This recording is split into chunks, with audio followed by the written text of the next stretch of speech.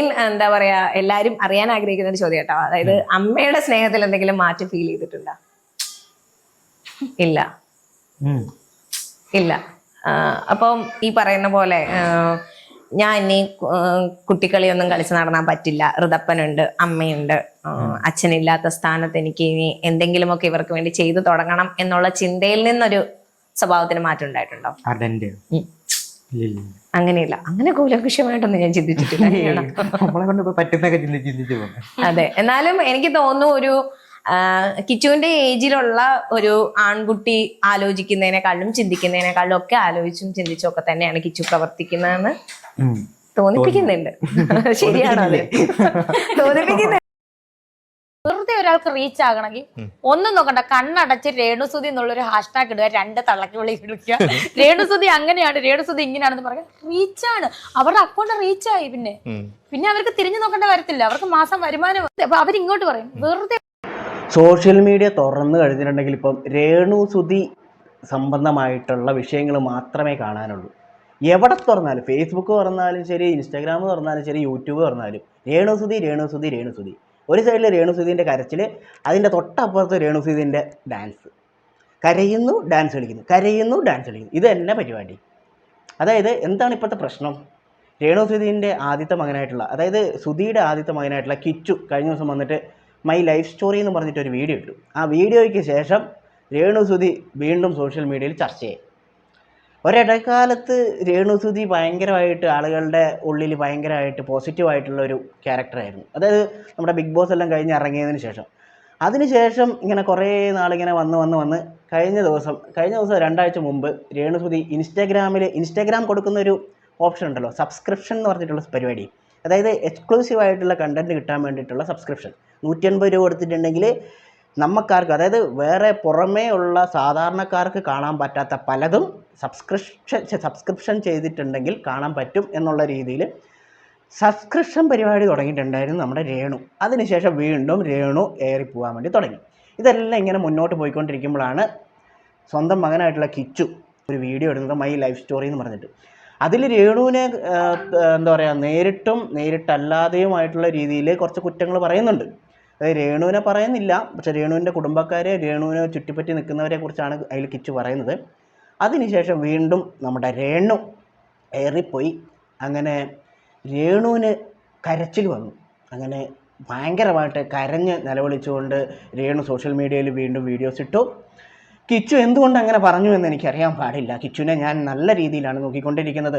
മിനിഞ്ഞാന്ന് വരെ കിച്ചുവിന് വേണ്ടിയിട്ടുള്ള 250 രൂപ ഞാൻ അയച്ചു കൊടുത്തിട്ടുണ്ടായിരുന്നു എന്നൊക്കെ പറഞ്ഞിട്ട് വീഡിയോ ഇട്ടിട്ടുണ്ടായിരുന്നു. ഓക്കെ, അപ്പോൾ എന്തുകൊണ്ട് കിച്ചു അങ്ങനെ പറഞ്ഞു എന്നുള്ളത് കിച്ചുവിന് മാത്രമേ അറിയുള്ളൂ എന്നാണ് രേണു പറയുന്നത്. അപ്പോൾ രേണുവിൻ്റെ ആ ഒരു കരച്ചിൽ വീഡിയോ നമുക്ക് ആദ്യം ഒന്ന് കണ്ടു നോക്കാം. കാരണം എന്താ വെച്ചിട്ടുണ്ടെങ്കിൽ 2 കരച്ചിൽ വീഡിയോ കഴിഞ്ഞ് കഴിയുമ്പോൾ ഒരു ഡാൻസ് വീഡിയോ, 2 ഡാൻസ് വീഡിയോ കഴിഞ്ഞ് കഴിയുമ്പോൾ ഒരു കരച്ചിൽ വീഡിയോ. ഈ ഒരു രീതിയിലായിരുന്നു കഴിഞ്ഞ ദിവസം കിച്ചുവിൻ്റെ വീഡിയോസിന് ശേഷം രേണുവിൻ്റെ വീഡിയോസ്. ഓക്കെ, എന്നെ വിളിച്ച് ഇന്നലെ എൻ്റെ വീഡിയോ കണ്ടിട്ട്, ഞാനിപ്പോഴും ദുബായി തന്നെയാണ്, ഒരുപാട് നല്ല ആൾക്കാരെന്നെ വിളിച്ച് ഞാൻ ഓക്കെ ആണോ എന്ന് ചോദിച്ചാൽ ഞാൻ ഓക്കെയാണ്. ഞാനിങ്ങനെ ചിന്തിച്ച് ഈ പ്രശ്നങ്ങൾക്കെല്ലാം മൂലകാരണം എന്താണെന്ന്. ഇപ്പോഴീ പുതിയതായിട്ട് വന്ന പ്രശ്നം. അപ്പോഴാണ് ഞാൻ FB-യിൽ പോസ്റ്റ് കണ്ടത്. നിരവധി പെണ്ണുങ്ങളെയും ആണുങ്ങളെയും തകർക്കുന്നൊരു സ്ത്രീ, പ്രത്യേകിച്ച് എന്നെ കരുവാക്കിക്കൊണ്ട് എന്നെ ടാർഗറ്റ് ചെയ്യുന്നൊരു സ്ത്രീ, അവരുടെ പോസ്റ്റാണ് കണ്ടത്. നിങ്ങൾ പലരും കണ്ടു കാണും. അത് കണ്ടപ്പോൾ എനിക്ക് ഏകദേശമൊക്കെ മനസ്സിലായി. മാനിപ്പുലേറ്റിങ്ങും അതുപോലെ ഒന്നും പറയാനില്ല. എനിക്ക് ആരോടും ഒരു പിണക്കോ പരിഭവങ്ങളോ ഒന്നുമില്ല. എല്ലാം ഒന്നും പറഞ്ഞിട്ടില്ല. എനിക്ക് പറയാൻ തുടങ്ങിക്കഴിഞ്ഞാൽ ഇതിവിടെ അങ്ങും തീരത്തില്ല. അറിയുന്നവർക്ക് അറിയാം. അപ്പോൾ രേണുസുതി ഇതേപോലെ രേണുവിൻ്റെ ലൈഫ് സ്റ്റോറി പറയാൻ തുടങ്ങിയിട്ടുണ്ടെങ്കിൽ പലരുടെയും മുഖംമൂടികൾ പുറത്താകും എന്നാണ് രേണുസുതി പറയാതെ പറയുന്നത്. ഓക്കെ, അപ്പോൾ ഇതാണ് രേണുസുതി പാവം ഭയങ്കര വിഷമത്തിലാണ്. കിച്ചു ഇങ്ങനെ പറയുമെന്നൊന്നും രേണുസുതി വിചാരിച്ചില്ല.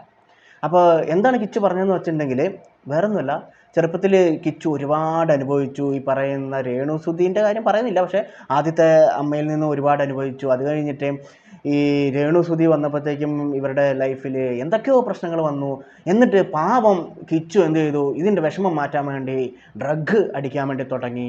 വിഷമം കാരണം ഡ്രഗ് അടിച്ച നമ്മുടെ കിച്ചു പിന്നെ ഇങ്ങനെ മുന്നോട്ട് പോകുന്ന സമയത്ത് ഒരുപാട് നല്ല കൂട്ടുകാർ വന്നു, അവൻ്റെ ലൈഫിൽ വെളിച്ചമായി നിന്നു എന്നൊക്കെയാണ് കിച്ചു അതിൽ പറഞ്ഞിട്ടുണ്ടായിരുന്നത്.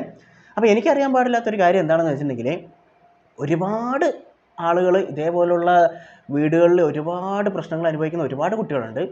ചെറുപ്പം മുതലേ ഇങ്ങനെ പല പല പ്രശ്നങ്ങൾ ഫേസ് ചെയ്യുന്ന ഒരുപാട് കുട്ടികളുണ്ട്. അപ്പോൾ അങ്ങനെ ഉള്ള കുട്ടികളെല്ലാവരും ഇതേപോലെ ഡ്രഗ് അഡിക്റ്റ് ആവാൻ വേണ്ടി പോയിട്ടുണ്ടെങ്കിൽ അതിനേ സമയം ഉണ്ടാവുള്ളൂ. പിന്നെ ഇപ്പോൾ പെട്ടെന്നൊരു ചങ്ങായിനെ ഇപ്പോൾ ഡ്രഗുമായിട്ട് പിടിച്ചിട്ടുണ്ടെങ്കിൽ ആ ചങ്ങായി പറയുകയാണ്, അയ്യോ എൻ്റെ വീട്ടിൽ ഇതേപോലെ ചെറുപ്പത്തിൽ ഭയങ്കര പ്രശ്നമായിരുന്നു, അതുകൊണ്ട് ഞാൻ ഡ്രഗ് അടിക്കാൻ വേണ്ടി തുടങ്ങിയതാണെന്ന് പോലീസിനോട് പറഞ്ഞിട്ടുണ്ടെങ്കിൽ അവർ വെറുതെ വിടുമോ? ഇല്ലല്ലോ. അപ്പോൾ അത്രയേ ഉള്ളൂ. ഇതിപ്പം എന്തിൻ്റെ പേരിലാണെങ്കിലും ഡ്രഗ് അടിച്ചു അല്ലെങ്കിൽ ഡ്രഗ് അടിക്കുന്നുണ്ടായിരുന്നു എന്നൊക്കെ കിച്ചു എന്ന് പറഞ്ഞത് ഒരിക്കലും നമുക്ക് ന്യായീകരിക്കാൻ വേണ്ടി പറ്റില്ല. അതിപ്പം രേണുസുധി ഭൂലോക എന്താ പറയുക എന്തും ആയിക്കോട്ടെ, എന്ത് മോശം അമ്മ ആയിക്കോട്ടെ, പക്ഷേ അതിൻ്റെ പേരിൽ അതിൻ്റെ പേരിലാണെന്നൊന്നുമില്ല, പക്ഷേ ഡ്രഗ് അടിച്ചു എന്നൊക്കെ വന്നിട്ട് ഇങ്ങനെ പറയുമ്പം കുറേ പേര് വന്നിട്ട് ഇങ്ങനെ പറയുന്നുണ്ട്, അയ്യോ പാവം കുട്ടി, അയ്യോ കുട്ടീൻ്റെ. ശരിയാണ്, ചെറുപ്പത്തിൽ ഉണ്ടാകുന്ന ട്രോമ പല രീതിയിൽ കുട്ടികളെ ബാധിക്കും. അതിൻ്റെ പേരിൽ കുട്ടികൾ പല രീതിയിൽ വഴിതെറ്റി പോകാനും ചാൻസ് ഉണ്ട്. അങ്ങനെ പോകുന്നവരും ഉണ്ട്, അല്ലാതെ പോകുന്നവരും ഉണ്ട്. ഓക്കെ, അപ്പം അതിനെ ഒരിക്കലും നമുക്ക് ന്യായീകരിക്കാൻ വേണ്ടി പറ്റില്ല. ഇപ്പം പുള്ളിക്കാരൻ അതായത് കിച്ചു ഡ്രഗ് അടിക്കുന്നുണ്ടോ ഇല്ലയോ എന്നൊന്നും നമുക്കറിയില്ല, പക്ഷേ അങ്ങനെ അടിക്കുന്നുണ്ടെങ്കിൽ തന്നെ ഇതൊരു കാരണമാക്കിയിട്ട് ഒരിക്കലും അതിൻ്റെ പുറകെ പോകാൻ പാടില്ല എന്ന് മാത്രമേ എനിക്ക് പറയാനുള്ളൂ. അപ്പോൾ ഡ്രഗ് അടിക്കുന്നു എന്ന് പറഞ്ഞിട്ട് പോലും ആളുകൾ കിച്ചുവിനെ സപ്പോർട്ട് ചെയ്യുന്നുണ്ട്, നല്ല കാര്യം. കിച്ചുവിന് ഇതേപോലെ അമ്മയുടെ അച്ഛൻ്റെ സ്നേഹം കിട്ടാത്തത് കൊണ്ട് ഇതേപോലെ ഒരുപാട് പേരുണ്ടെന്ന്. ഇവരൊക്കെ എന്തിനാണ് ഇതെല്ലാം വന്ന് സോഷ്യൽ മീഡിയയിൽ ഇങ്ങനെ പറയാൻ വേണ്ടി? ഇവർ പരസ്പരം പറഞ്ഞ് തീർത്ത് ഇതാക്കാനുള്ള കേസല്ലേ ഉള്ളൂ. അതിനുശേഷം നമ്മുടെ രേണു വന്നിട്ട് പറയുന്നുണ്ട്, ഞാൻ ഇവൻ എല്ലാ കാര്യങ്ങളും ചെയ്തു കൊടുക്കുന്നുണ്ട്, ഞാൻ അവനെപ്പോഴും ചോദിക്കുന്ന പൈസ എല്ലാം കൊടുക്കുന്നുണ്ട്, 200 രൂപ കൊടുക്കുന്നുണ്ട്, 150 രൂപ കൊടുക്കുന്നുണ്ട് എന്നെല്ലാം പറഞ്ഞ് ഒരു സ്ക്രീൻഷോട്ടെല്ലാം അയച്ചിട്ടുണ്ടായിരുന്നു. 100 രൂപ കൊടുക്കുന്നുണ്ട്, 200 രൂപ കൊടുക്കുന്നുണ്ട്, അതായത് കിച്ചു എന്ത് ചോദിച്ചിട്ടുണ്ടെങ്കിലും കൊടുക്കുന്നുണ്ട്. പക്ഷേ വെറുതെ പൈസ കൊണ്ടുള്ള ബന്ധങ്ങൾ മാത്രമേ ഉള്ളൂ എന്നാണ് കിച്ചുവും പറഞ്ഞിട്ടുള്ളത്. അത് സത്യമാണ്. അതായത് വെറുതെ പൈസയ്ക്ക് വേണ്ടി മാത്രം, അതായത് ഒരു അമ്മേൻ്റെ സ്നേഹം കിട്ടുന്നില്ല എന്നുള്ള കാര്യം കിച്ചു പറയുന്നുണ്ട്.